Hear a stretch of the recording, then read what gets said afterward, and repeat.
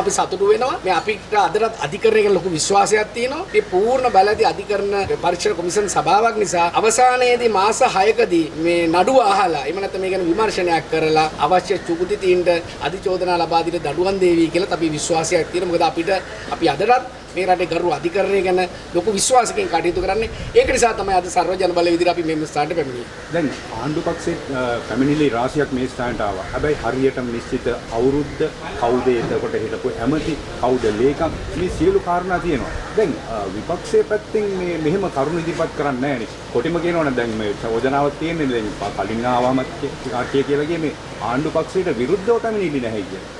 ආණ්ඩු පක්ෂේ නම් කියලා විරුද්ධව කවුරුත් නැහැ කියන්නේ. ආණ්ඩු පක්ෂයේ විරුද්ධව පැමිණිලි කියන්නේ දැන් අපි දැනට බලශක්ති අමාත්‍යවරයා ඒ වගේම ඒ අදාළ අනිකුත් නිලධාරී සම්බන්ධ සියලු තොරතුරු මේ වාර්තාවල තියෙන. ඉතින් අපි බලශක්ති අමාත්‍යවරයා සම්බන්ධයෙන් විදුලි බල හා බලශක්ති අමාත්‍යවරයා සම්බන්ධයෙන් ඍජුව අපි චෝදනා වෙල්ල කරලා තියෙනවා. ඒකයි අංගන දෙන්නේ අනිත් එක ඒ විතරක් නෙවෙයි මේ වෙන විට ආණ්ඩුව පිළිඅරන් තියනවානේ. එතුමාව මේ දූරෙන් ඉවත් කිරීමෙන් ව්‍යංගාර්ථයෙන් ආණ්ඩුව පිළිඅරන් තියනවා. ඔහු ඍජුව සහ වක්‍රව මේ දූෂිත ගල්ලංකුරු ටෙන්ඩරේ සම්බන්ධයි කියන්නේ. දැන් ඔබතුමන්ලා ඔය ආකාරයෙන් හරි රජයට පෙරහිව පැමිණිල්ලක් කරනවා. දැන් විපක්ෂයේ කවුරුත් ඇවිල්ලා මේ ඍජුවම නම් කියන්නේ නැහැනේ ඇමතිවරයාට හෝ රජයට. ඕන් කියන්නේ මේ ටිල්වින් සිල්වා කරපු ප්‍රකාශයක්, තව කෙනෙක් කරපු ප්‍රකාශයක්. ඒවට නෑ ඒ ටිල්වින් සිල්වා කරපු ප්‍රකාශ කරේ දැන් දූෂිත ගල්ලංකුරු සම්බන්ධයෙන් චෝදනා වෙල්ලුනේ බලශක්ති අමාත්‍යවරයාට. ඒතර අමාත්‍යවරයාට මේ වෙන විට දූරෙන් ඉල්ලාස් වෙන සිද්ධ වෙලා තියෙනවා. ඒ වගේම තමයි ඒ යන පරීක්ෂණ කමිෂන් එකට අර බලපෑමක් කරලා මේ දූෂිතින්ව බේර ගන්න කරපු ප්‍රකාශයක් තමයි ටිල්වින් සිල්වා ලේකම්වරයා කරේ. මොකද නඩුත් හාමුදුරන්ගේ බඩුත් හාමුදුරන්ගේ කියන අදහස තමයි ඉදිරිපත් කරේ මං හිතන්නේ.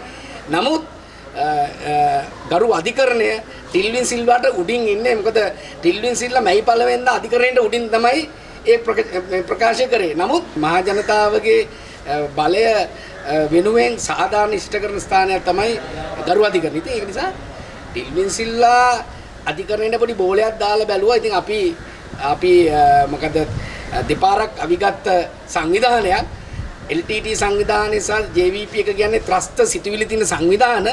ඒ වගේම තමයි බලනහර මතක් කරන්න. මොකද නිලධාරීන්ට යම් කිසි බලනහර මතක් කරාද දන්නේ නැහැ.